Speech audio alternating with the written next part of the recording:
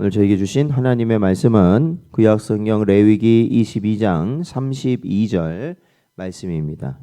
저희들 함께 봉독하겠습니다.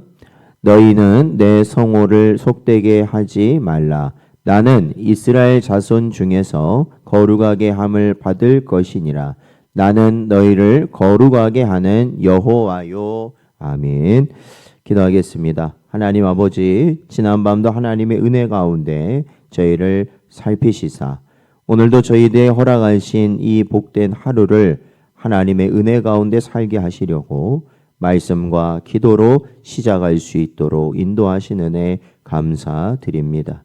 이 땅의 많은 것들을 우리가 중요하게 여기고 필요하다 하겠지만 오직 주님의 은혜만이 우리에게 가장 귀한 것임을 저희들 고백하오니 이 시간에도 저희들의 심령 가운데 하늘의 은혜를 부어 주시옵소서. 간절히 바라옵고 예수님의 이름으로 기도하옵나이다. 아멘. 오늘은 최고의 하나님께 드리는 최고의 예배라는 제목으로 하나님 말씀 증거합니다. 저희들이 앞서 다룬 레위기 21장에서는 제사장의 신분의 거룩함을 다루었습니다. 오늘 다루게 될 22장에서는 그러한 제사장들이 다루는 성물과 백성들이 가지고 오는 제물의 조건을 우리에게 보여주고 있습니다. 그러니까 아무리 정통성 있는 제사장이라 할지라도, 그러니까 그러한 제사장이 제사를 집례한다 할지라도 그 손에 쥐어진 제물이 병들었거나 혹은 흠이 있는 그러한 것이라면, 그러니까 하나님의 말씀에 적합한 그 규정에 적합한 제물이 아니라면 하나님은 그 예배를 가증하게 여기신다라는 것이죠.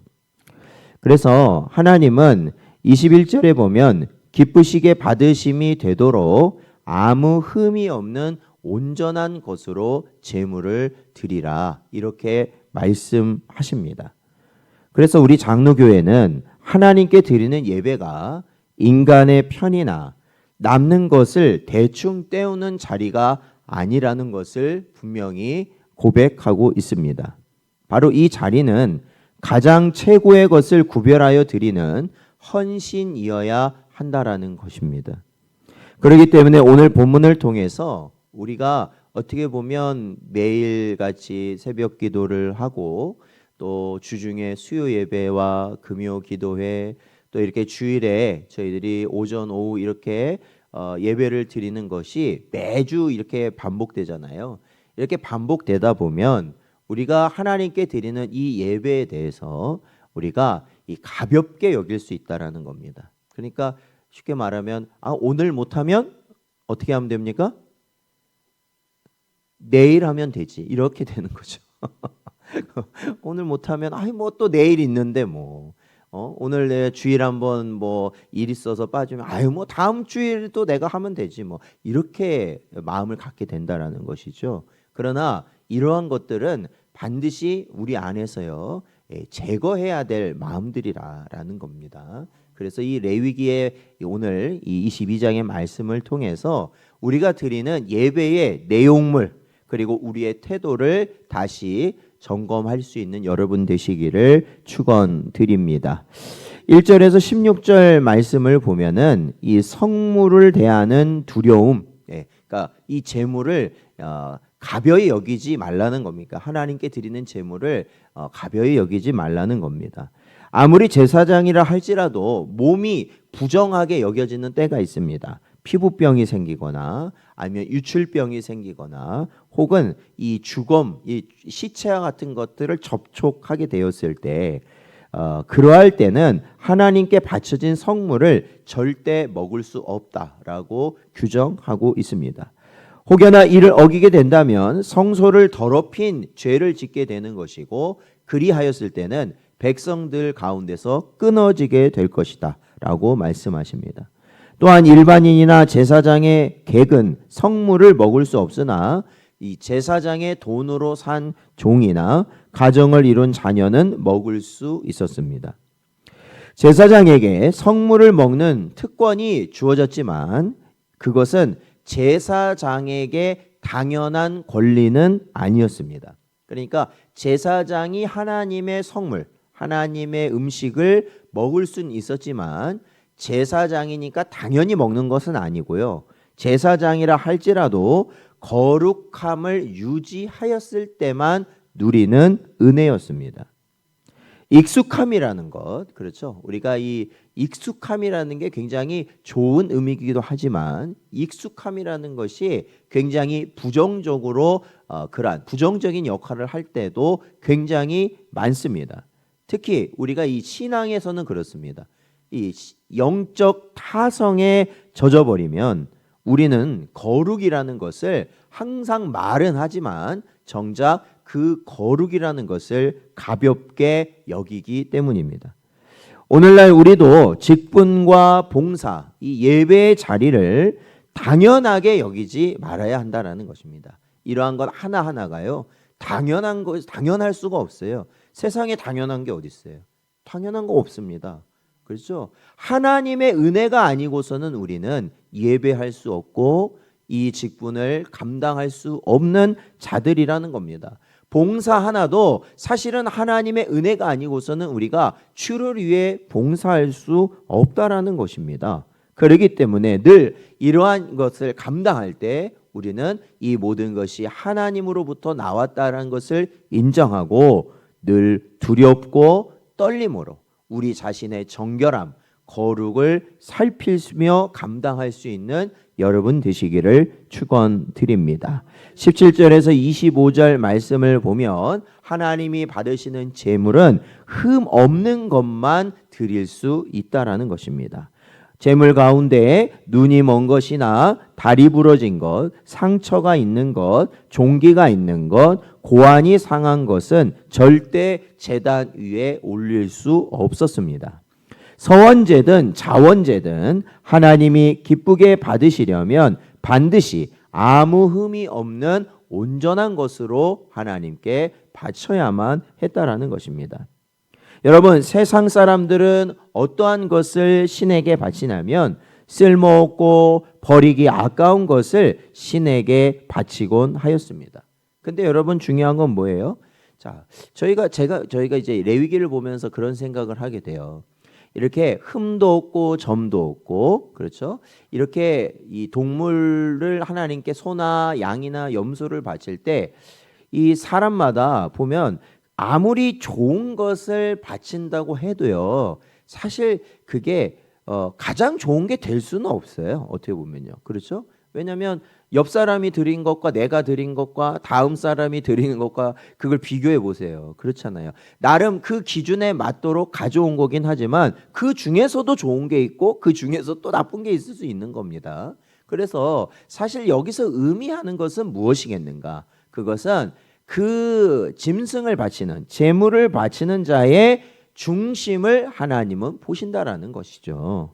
흠 있는 제물을 드리는 것은요, 하나님의 위엄을 모독하는 행위라는 것입니다. 그러니까 결국 흠이 있다라는 건 뭘까요? 그것은 내 기준에서도 못하는 걸 드리는 거예요.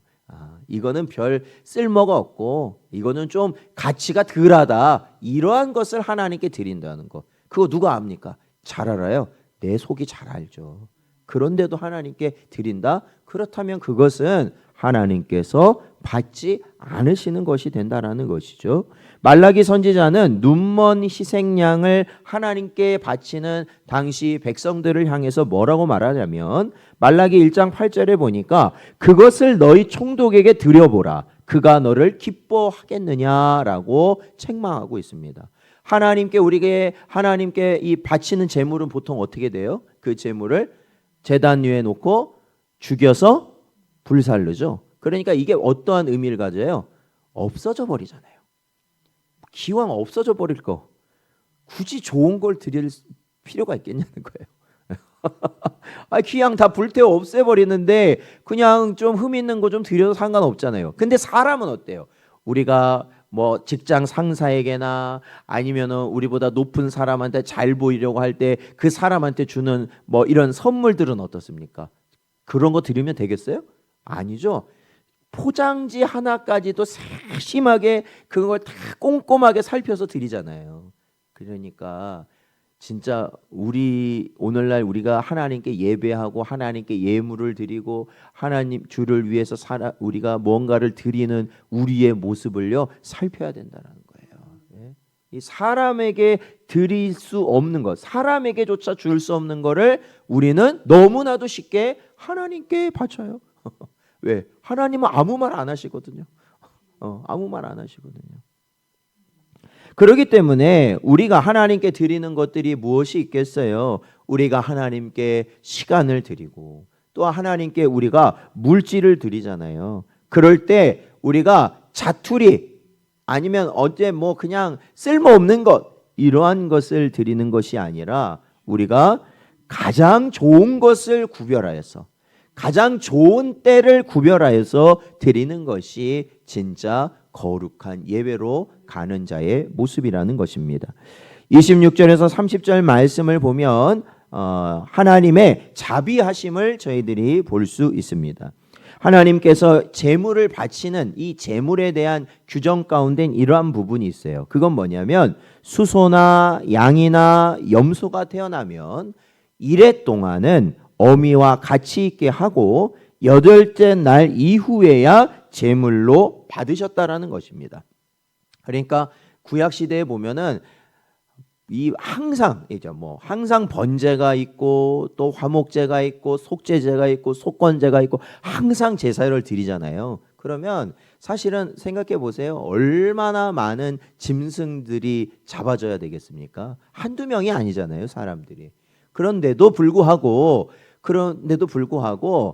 이렇게 이 짐승이 새끼를 낳았을 때 그걸 갖다가 바로 하나님께 바치라고 말씀하지 않으시고 적어도 이래 동안은 함께 머물게 해라. 어미와 함께 머물게 해라. 그 다음에 제물로 바칠 수 있다라고 하나님은 명하신 것이죠. 그러니까 그리고 또한 뭐라고 말씀하시냐면 암소나 암양을 불문하고 어미와 새끼를 같은 날에 잡지는 못하게 하셨다라는 것입니다. 그러니까 하나님은 어떠한 분이시냐면 하나님께서는 물론 우리 모든 인생들, 우리 이 사람에 대한 그 모든 것을 가장 귀하게 여기시고 그 모든 것을 이끌어 가신 분과 동시에 이 어떻게 보면 짐승이라는 어떻게 보면 보잘것없는 피조물까지도 살피시는 분이 하나님이시라는 것이죠. 하나님은 무자비하게 피를 요구하시는 분이 아니시라는 겁니다.